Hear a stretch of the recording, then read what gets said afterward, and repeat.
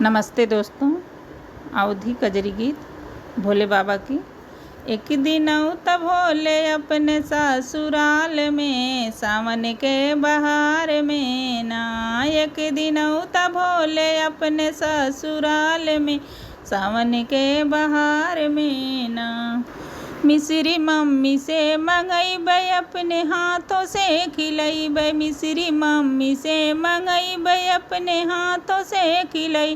झूला डाल देबै बेलवा की डाल पे, सावन के बहार में ना। झूला डाल देबै बेलवा की डाल पे, सावन के बहार में ना। एक दिन त भोले अपने ससुराल में, सावन के बहार में ना। एक दिन त भोले अपने ससुराल में, सावन के बहार में ना। भंगिया भाभी से पिसैबै, अपने हाथों से पिलैबै। भंगिया भाभी से पिसैबै, अपने हाथों से पिलैबै। झूला डाल देबै बेलवा की डाल पे, सावन के बहार में ना। झूला डाल देबै बेलवा के डाल पे, सावन के बहार में ना। एक दिन त भोले अपने ससुराल में, सावन के बहार में ना।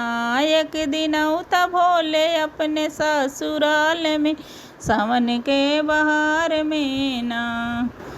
कंचन थाली अब दीदी से मंगवाइबै, आरती अपने हाथों से उतरबै। कंचन थाल दीदी से मंगैबै, आरती अपने हाथों से उतरबै। झूला डाल दे बेलवा की डाल पे, सावन के बहार में ना। झूला डाल देबै बेलवा की डाल पे, सावन के बहार में ना। एक दिन त भोले अपने ससुराल में, सावन के बहार में ना। एक दिन त भोले अपने ससुराल में, सावन के बहार में ना। दोस्तों, गाना पसंद आए तो लाइक शेयर सब्सक्राइब ज़रूर कर देना।